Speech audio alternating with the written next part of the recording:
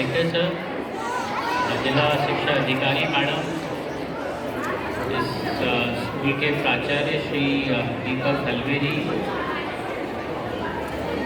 पार्षद मैडम और यहाँ उपस्थित सभी प्यारे बच्चों।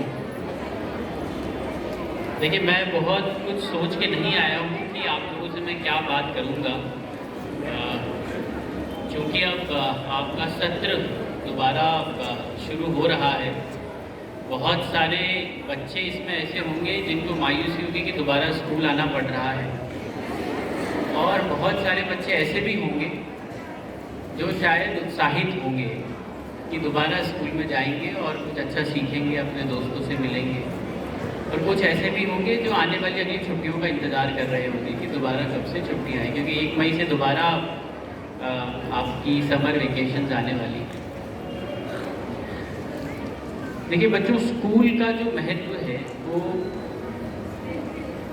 हम सबके जीवन में ऐसा है जिसे हम लोग भविष्य में कभी भुला नहीं पाते हैं। आप जब बड़े हो जाएंगे और आगे की पढ़ाई करेंगे, अपने जीवन में अग्रसर होंगे, नौकरी करेंगे, सेटल होंगे, तब स्कूल में आपने जो सीखा है वो आपको ज़िंदगी भर याद रहेगा। इसलिए बहुत महत्वपूर्ण है कि हम इस समय का सदुपयोग करें।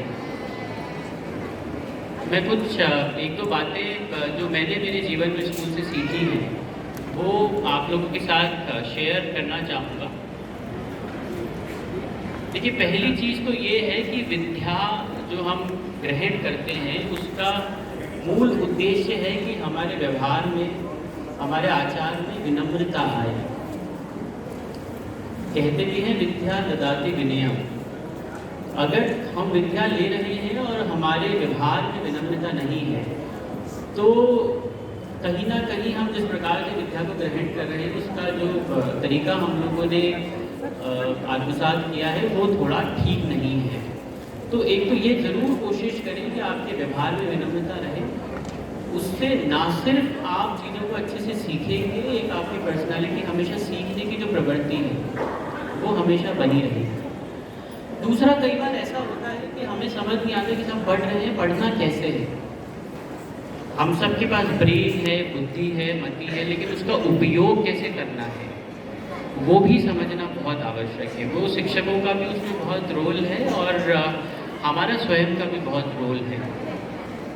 क्योंकि मेरे दोनों माता पिता शिक्षा विभाग में थे। मेरी माता इसी तरह सरकारी स्कूल में पढ़ाती थी, तो मुझे बचपन से बताया गया था, एक फॉर्मूला था, शॉर्टकट था, जो मैं आप लोगों से शेयर करता हूँ।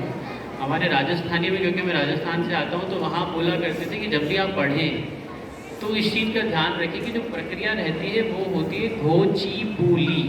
क्या होती है? घो ची पूली। घो का मतलब होता है, जब भी आप कोई नई चीज़ पढ़ें तो पहला होता है घोटना। लोग बोलते हैं कि रटना नहीं चाहिए। मेरा ऐसा मानना है कि समझना भी इम्पॉर्टेंट है और चीज़ों को याद रखना भी जरूरी है। तो जो भी आप चीज़ पढ़ रहे हैं उसे थोड़ा घोटने की भी कोशिश करें शुरुआती दौर में। जब आप हायर एजुकेशन पे जाएंगे तो कॉन्सेप्चुअल क्लैरिटी ये सब उतनी ही महत्वपूर्ण है, लेकिन घोटना, चीज़ों को याद करना महत्वपूर्ण है। जैसे हम पहाड़ा होते हैं, टेबल्स होती है, 2 का पहाड़ा, 8 का पहाड़ा, इसे हम क्या करते हैं? घोटते हैं, याद कर लेते हैं। तो पहले घोटना आवश्यक है। फिर ची का मतलब होता है चितारना। उसका आप अपने दिमाग में मंथन करें, सोचें कि ये चीज़ ऐसा क्यों है। जब आप उसको चितारेंगे तो फिर वो चीज़ आपकी परमानेंट होनी शुरू होगी। पू का मतलब होता है पूछना। किसी भी एजुकेशन सिस्टम में आप कोई भी चीज़ जब पढ़ रहे हैं, समझ रहे हैं, जब आप उसमें प्रश्न पूछने लग जाते हैं अपने शिक्षकों से, अपने दोस्तों से, अपने आसपास के लोगों से, इसका मतलब आप उस कॉन्सेप्ट को अब समझने लग गए हैं और अब आपका ब्रेन उसमें एक्स्ट्रा प्रोसेसिंग करना शुरू कर चुका है। तो जब आप पूछना शुरू करते हैं तो जो भी संशय दिमाग में है वो ख़त्म होना शुरू होते हैं। और अंतिम है ली। ली का मतलब होता है लिखना। जो भी आपने घोटा है, चितारा है, पूछा है, उसको आपको क्या करना है? लिखना है। तो जब आप लिख देते हैं उसको, जिसको हम राइटिंग प्रैक्टिस बोलते हैं, तो वो फिर कॉन्सेप्ट शुरू से लेकर अंत तक आपके दिमाग में सेट हो जाता है। तो ये फॉर्मूला आप लोग ज़रूर ध्यान रखें कि घोटना है, चितारना है, पूछना है और फिर उसके बाद उसको लिखना है। उसके अलावा कई बार सामान्यतः हम जो शासकीय स्कूलों में पढ़ते हैं, कई बच्चों में कई बार, सब में नहीं होती है, लेकिन एक हीन भावना जरूर मन में आती है कि मेरे पास संसाधन कम है, या मेरे परिवार के पास उतने संसाधन नहीं हैं जितने शायद मैं आसपास जिनको देख रहा हूँ उनके पास हैं। मैं आपको दावे से कह सकता हूँ कि बहुत ज़्यादा संसाधन होने का आपकी उपलब्धियों में कोई फर्क नहीं पड़ता है, उल्टा विपरीत प्रभाव पड़ता है। आप कलेक्टर यहाँ बैठे हैं, वो भी बहुत ऐसे, मुझे लगता है कि बहुत एक्स्ट्रा रिच बैकग्राउंड से नहीं है। मैं भी वैसे ही एक ग्रामीण परिवेश से, सेमी ग्रामीण परिवेश से आता हूँ। किसी भी चीज़ का अभाव अगर जीवन में है, उसको हम लोगों को हमारा वेपन बनाना है, उसको हमारा हथियार बनाना है कि हम कैसे आगे बढ़ें। अभाव से कभी भी आपकी प्रगति नहीं रुकेगी, उल्टा अभाव को आप लोग प्रेरक के रूप में समझते हुए और मेहनत करें। हमारे शिक्षक हुआ करते थे, वो बोलते थे कि जिस गांव में पुल नहीं होता है वहाँ बच्चे तैरना सीख जाते हैं। जब आपके पास अभाव होता है तो आप उसको और कोई रास्ता निकालते हैं कि इसको मैं कैसे पूरा करूं। तो अपने मन में कभी भी इस प्रकार की बात ना लाएं कि पारिवारिक स्थिति मेरी कमज़ोर है या मुझे ये नहीं आता है, इसको इतना अच्छा आता है। आप सब में बहुत क्षमता है, ज़रूरत है उस क्षमता को पहचानने की।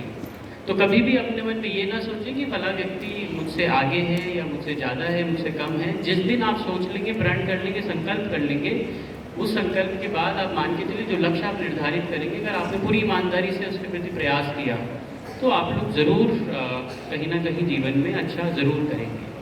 अंतिम बात जो मैं आपसे कहना चाहता हूँ वो ये है कि हम लोग